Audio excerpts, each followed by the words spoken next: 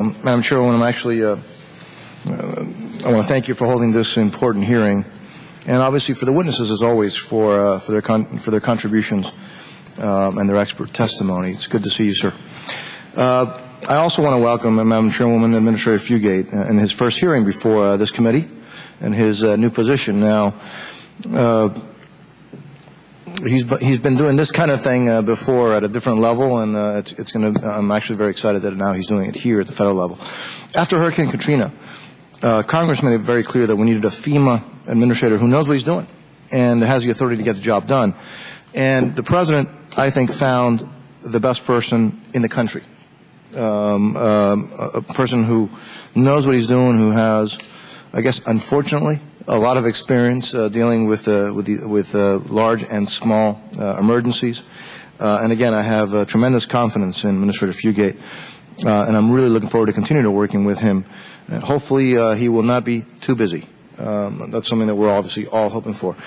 I also need to acknowledge the tremendous work that Congressman Gao has done to speed the recovery funding in Louisiana. We still have issues after that storm. You know, he's held several roundtables with FEMA, with state and local officials, and with members of Congress. I've been involved in some of them. And and he's helped free up hundreds of millions of dollars for those stricken by Katrina. He's also been working, Madam Chairwoman, closely with the experts such as the witness today, Mr. McCarthy of the Congressional Research Service, on possible changes and recommendations to the Stafford Act. Now, I believe many of the options that Mr. McCarthy will be presenting to the committee for reforming the Stafford Act are frankly a direct result of Congressman Gao's efforts, and again, I thank him for his aggressive involvement with this committee and these important issues. Thank you, sir. Now, obviously, as the chairwoman said, Katrina was a horrible, huge, devastating hurricane. Unfortunately, as we know, it is very unlikely that that will be the largest one that hits us, or the largest catastrophe, the most damaging one that hits our country. A Category 5 hurricane in South Florida could come at any moment, or an 8.0 earthquake in California, or a pandemic flu. And we keep hearing about pandemic flus right now.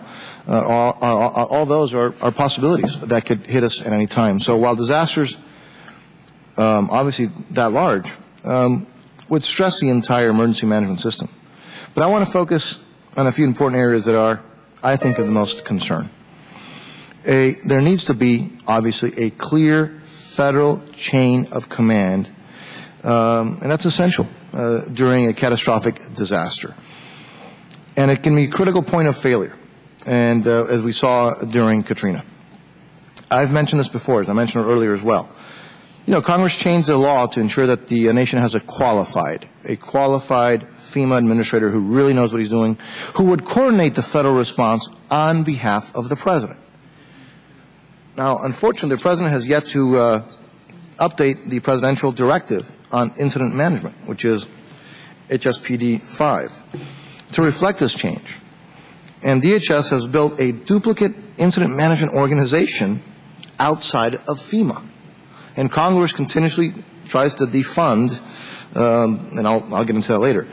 So as I recall, the entire reason FEMA had to be within DHS, that's what we were told, was so that we could use FEMA to manage the response. DHS and the government could use FEMA to manage the response to a terrorist attack. And yet, for the last 3 years, DHS has built a parallel incident command structure that bypasses FEMA. Again, makes no sense.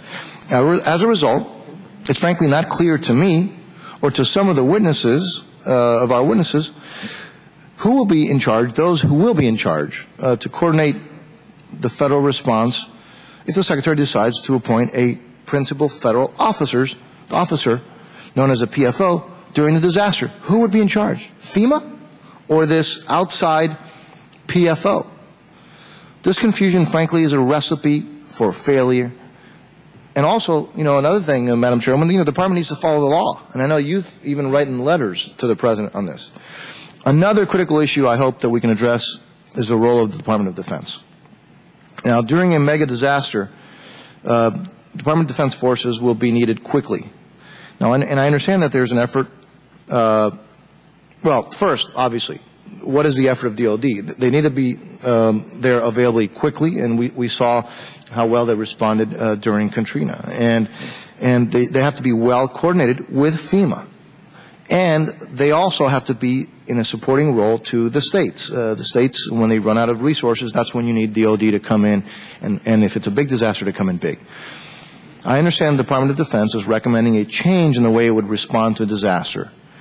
And I've also heard that that change, that potential change, has caused, frankly, considerable concern among a number of governors. And I have to admit that I share many of the governor's concerns. And so I hope that we can talk about that.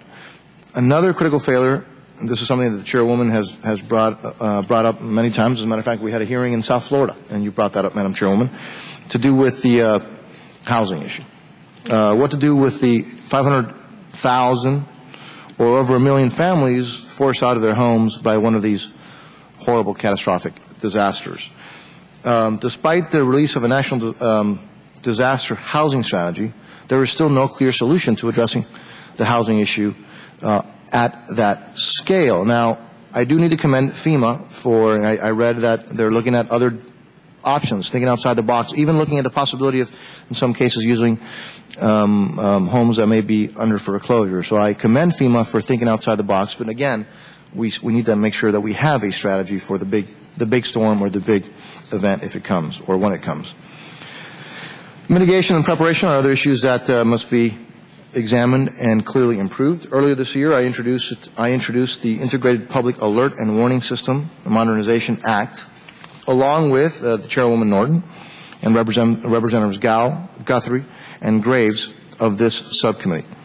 I also introduced the Safe Building Code Incentive Act. Both of these bills are intended to help prepare for a big storm and to mitigate against disasters.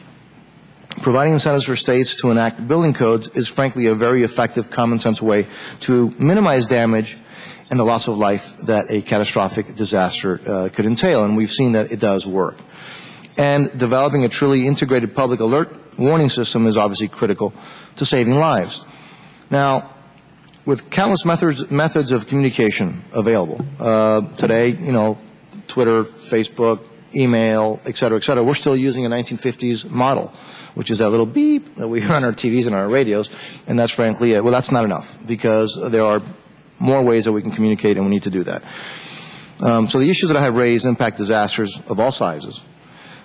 But the big one, the catastrophic disasters, magnify, obviously, their significance and their importance. So it is important for us today to determine if the current framework for emergency management is adequate for, again, catastrophic disasters, or should there be some more capabilities and flexibility built into the system. So I, again, hope that we will hear from our witnesses today on these and other issues.